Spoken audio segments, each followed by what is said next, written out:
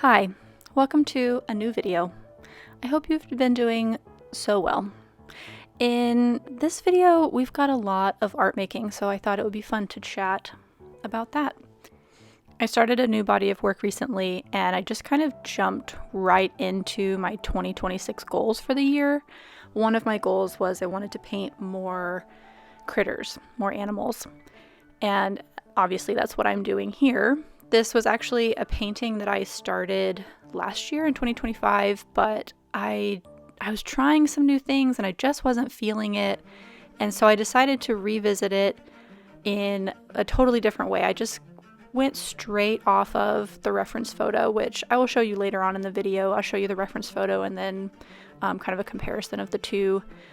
But so one of the goals was to paint more critters. Another one of the goals was to be more loose. It was a challenge for sure to kind of let go of the tightness that I tend to have in my work. I think one thing that helped with this was I'm painting familiar subjects. I paint a lot of plants and I paint a lot of chickens. I'm just sort of trying to expand. And so painting something that already feels familiar and comfortable, but painting it in a different way, I think was really helpful. So if you're looking to switch things up a little bit, or if you have some goals in mind, start with subjects that you feel really comfortable with and push your boundaries from there. Another thing I wanted to share with you, which is a totally boring subject, but my cleanup method is what's called the kitty litter method. And some folks will actually use kitty litter, but I use pine pellets. And I've had this one bucket for probably 3 or 4 years now. I keep pouring my spent paint water in it, and the pellets will soak it up, and then the water will evaporate. And this one bucket probably has a few more years to go, if I had to guess. It's definitely still going strong. I haven't noticed anything that would lead me to believe that I need to throw it out and start a new bucket. So if you're looking for a new option for discarding your spent paint water, this could be a good option for you. It keeps me from having to throw my paint water down the drain, and you can usually find pine pellets either at a pet store or a hardware store typically.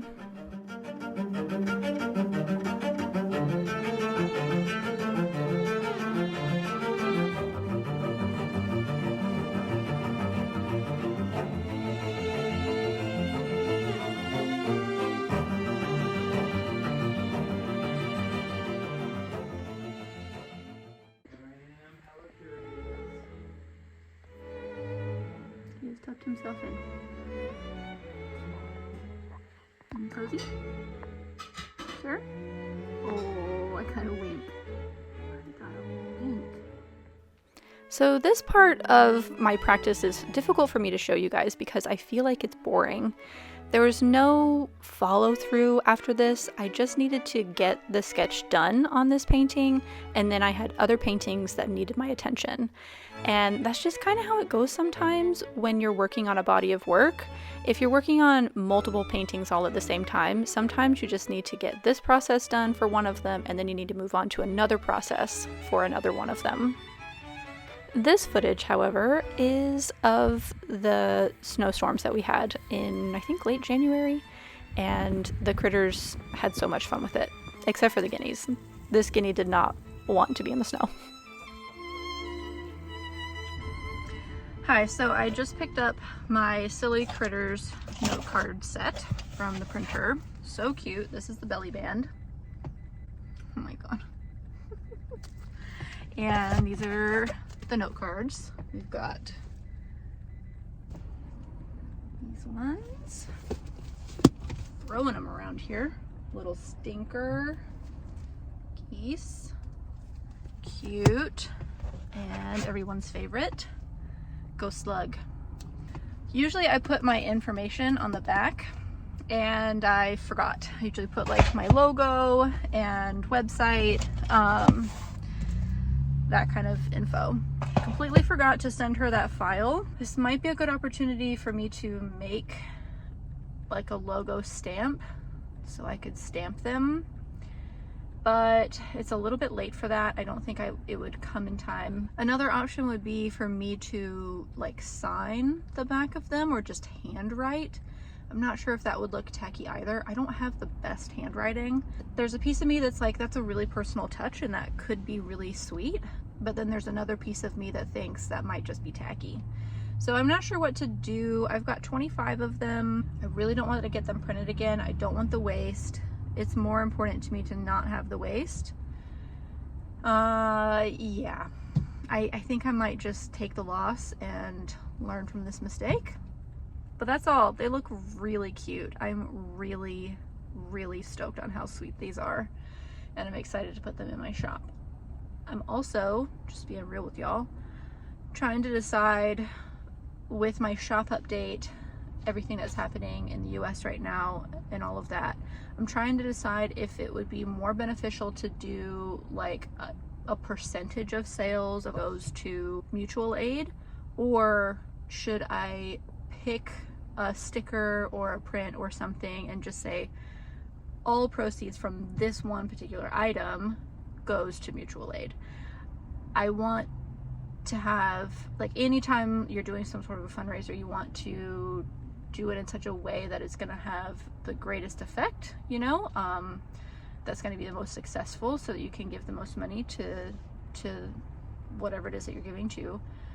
But I'm not sure which of these options is the right choice for said impact. So thinking about that too. If you have thoughts on that, let me know. I'm not sure if this video will come out in time.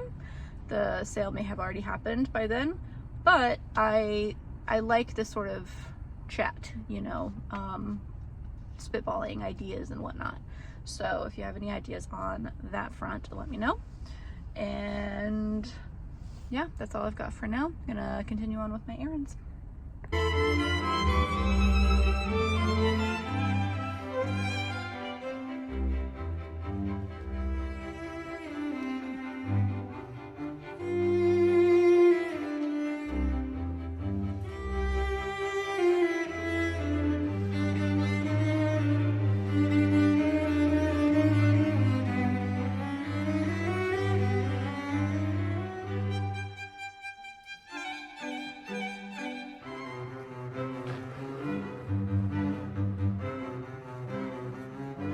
I don't know about you, but I love this type of footage in a studio vlog. I love watching people pack things. Why? I don't know. I think I've mentioned this on the vlog before, actually. There's just something about it that's kind of cathartic, and I actually feel the same way when I'm doing the activity as well. There's something about being able to put on some music and get into a flow and just plug away at something. Here we're doing a little restock at Atomic. I thought it would be fun to take you into Atomic. This is my booth. It's looking a little bit bare at the moment, but that's because sometimes the folks who run Atomic will pull my pieces and put them in the front room, and they do that with all of the vendors. So this is my neighbor across the way, and then I'm just gonna let you watch this part. This is just kind of a visual tour of the space at Atomic, and I hope you enjoy it. It's such a fun space. If you're ever in Asheville, I highly recommend stopping in and taking a look at everything.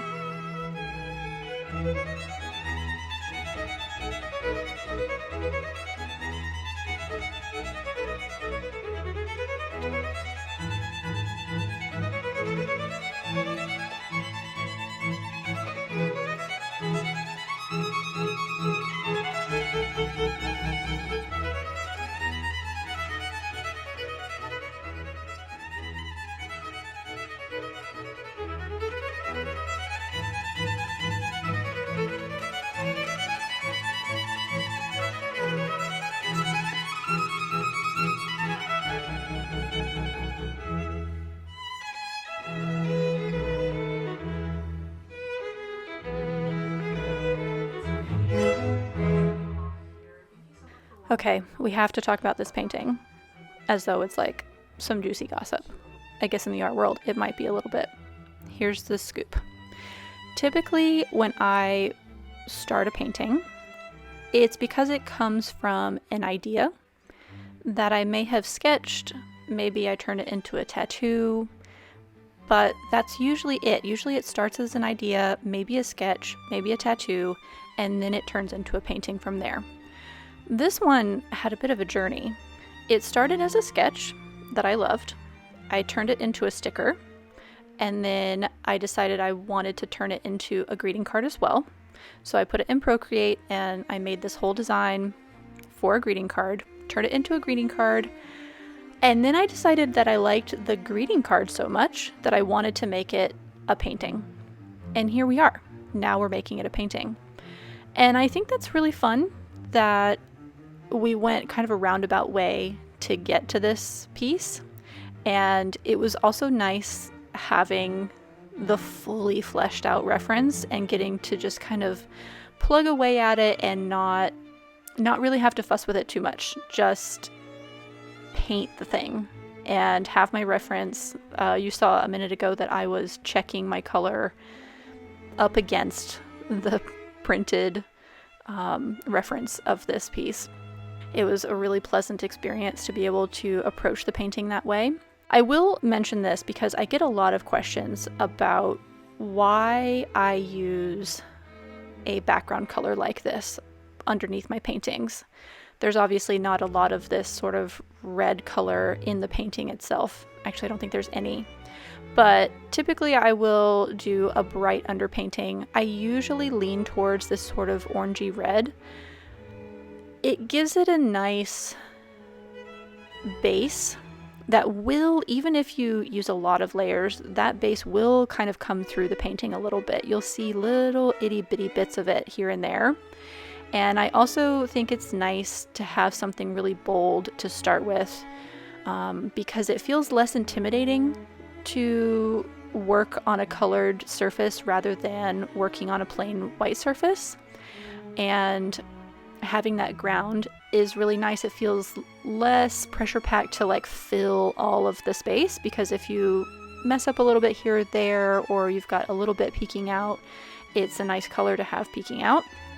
And also there's something really satisfying about covering a bold color like that. I'm not really sure how to explain that, except it's a feeling when you're making the piece. So those are the reasons that I use a ground color, and yeah, I hope you enjoyed my little chat about that.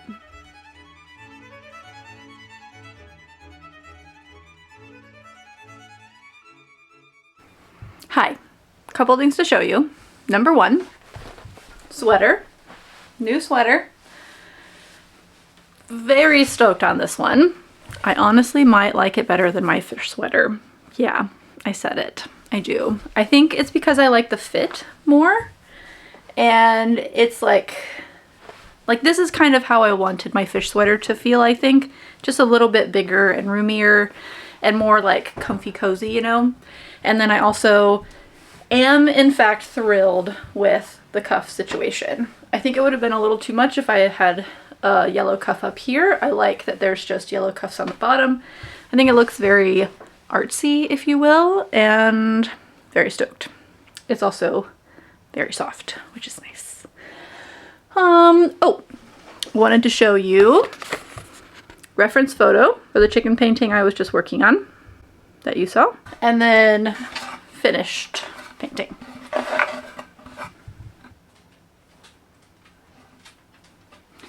The face is a little bit different.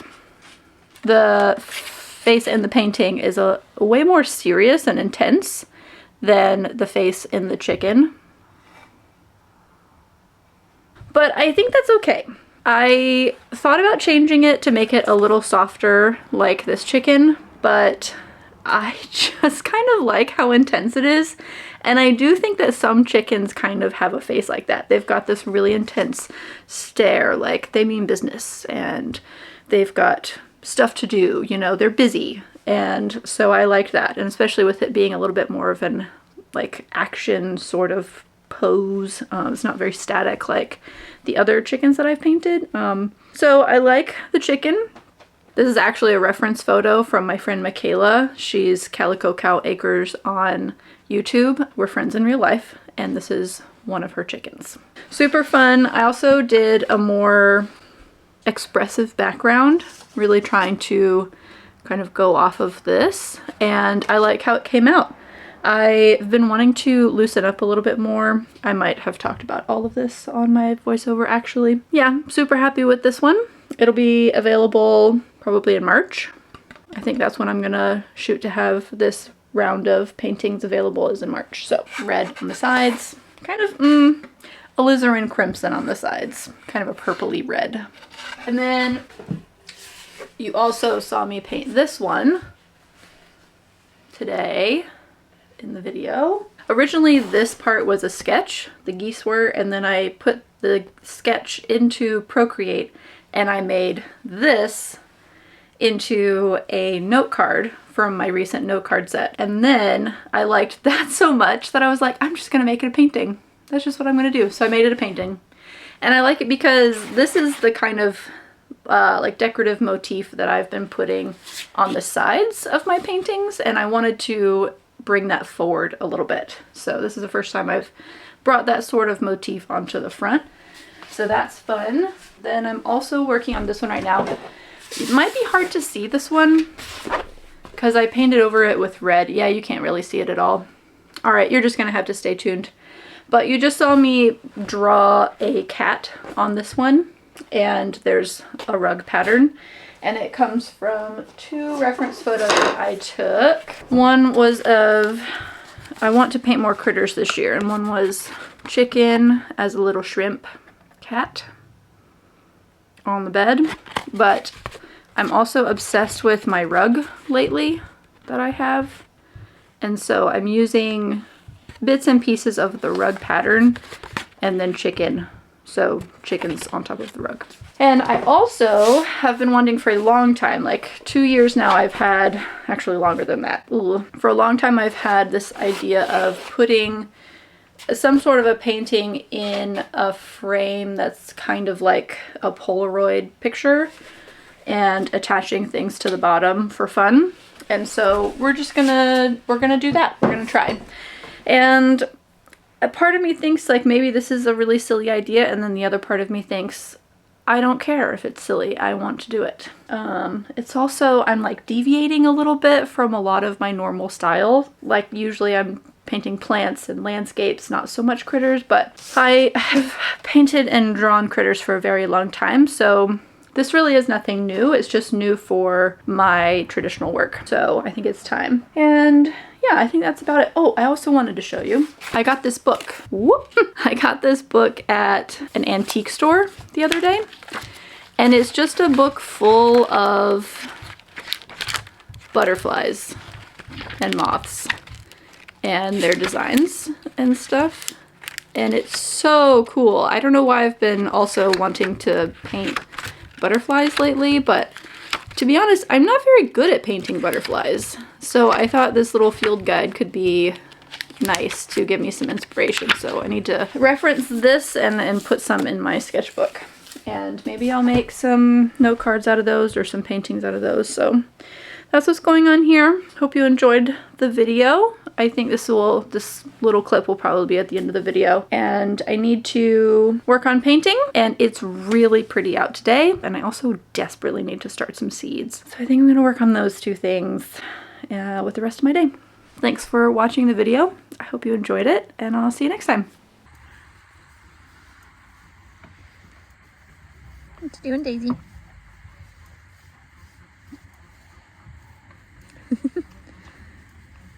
Sweet girl.